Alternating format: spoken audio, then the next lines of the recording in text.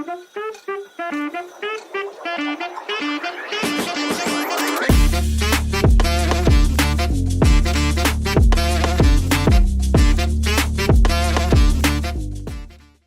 up guys, welcome back to Fancy Goldfish Fanatics. In today's video we are going to be speaking about the new addition in the centre of the Goldfish Mega Tank.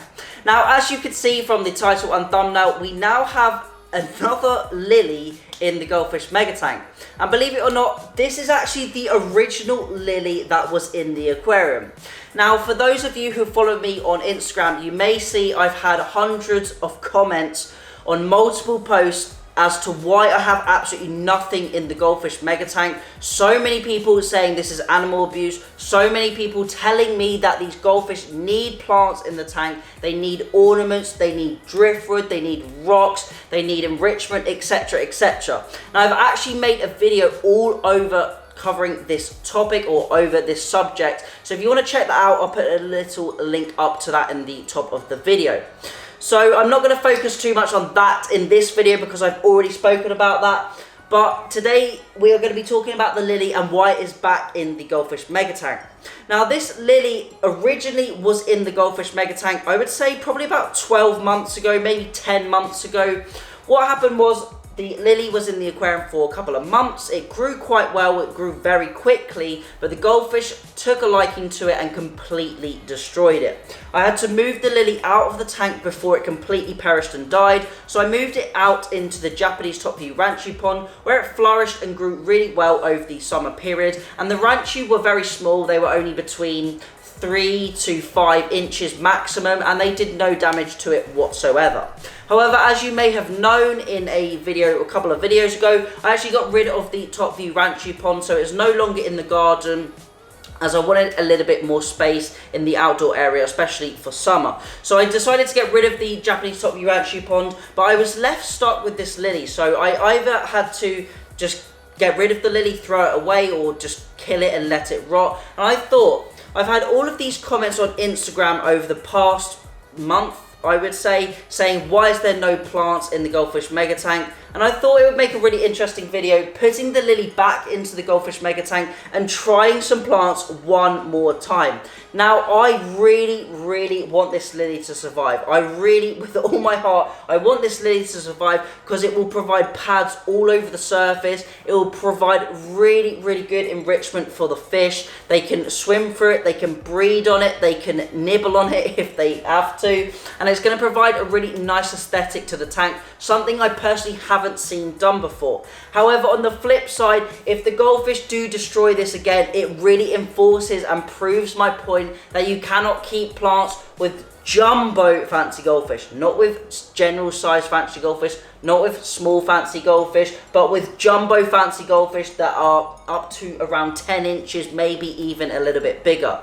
Now you can definitely keep plants with small fish from 2, 3, 4, 5, 6 inches, but some of these guys are absolutely huge. I don't think you quite understand that these guys are the size of my head. They aren't your generic large fancy goldfish.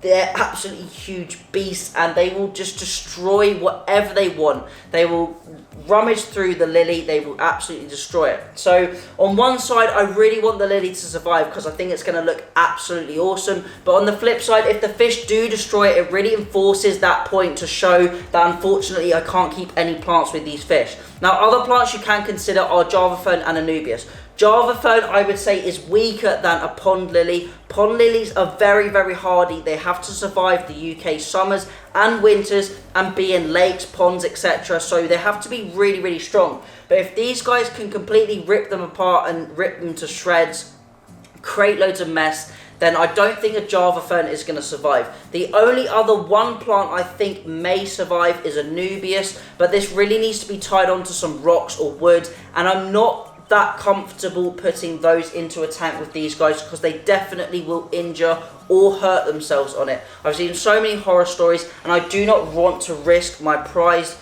fancy goldfish that I absolutely adore. The only potential stones I would put in this aquarium are some round, really smooth river stones. Potentially I could put some Anubias on that, but I really think they would just rip it apart and completely destroy it. So it's going to be really interesting to see how this lily does. Now, when I previously had it in the aquarium, it did last for a couple of months, so it's going to be interesting to see if I can keep it long term in this aquarium or not. And this is going to be the final time seeing what actually happens. So hopefully I've made a lot of you happy by adding some plants or a big plant to the aquarium, but you cannot please everyone. I even put a post out today on Instagram with the lily in it, and someone even commented saying, don't put any more plants in the tank, the goldfish need room to swim around. That one is plenty, definitely don't add any more. So it just goes to show you, some people say don't add any plants whatsoever, the tank is looking absolutely amazing and these fish will destroy them. Other people saying you need to add plants, it's absolutely horrible that these fish do not have any plants in the tank. And then some people saying that this is adequate, there's too many, don't add any more. So there are so many different opinions out there, and I will keep my fancy goldfish exactly how I want to keep them, and you guys at home should do exactly the same. There are so many different ways you can keep fancy goldfish, and I always feel like we should experiment in ethical ways, something that's not going to cause any harm or damage to the fish. So that's really it on the lily. I'm really happy to see that it's growing in the aquarium. It's looking really healthy so far, and I cannot wait to see how it's doing. If you want to keep up with some daily updates on the lily, then make sure to head over to the Instagram. Just before we wrap up the video, I want to speak about Naruto as well being in the Goldfish Mega Tank. Now, Lava Boy and Naruto have settled in so well, and they've actually changed a dramatic amount. Now, Naruto is completely different. All of that orange that was on the body is really disappearing, and he's starting to go nearly all black. So he's starting to actually look like a panda oranda from a tricolour oranda. Now, generally, I would always expect goldfish to go from a black colour to an orangey colour and go to orange or white or solid orange, not the other way round. So it's interesting to see. I'm wondering if the black background, the black substrate, has caused these colours to maybe change, because he's only been in there for around a week or so and he's changed absolutely dramatically in colour.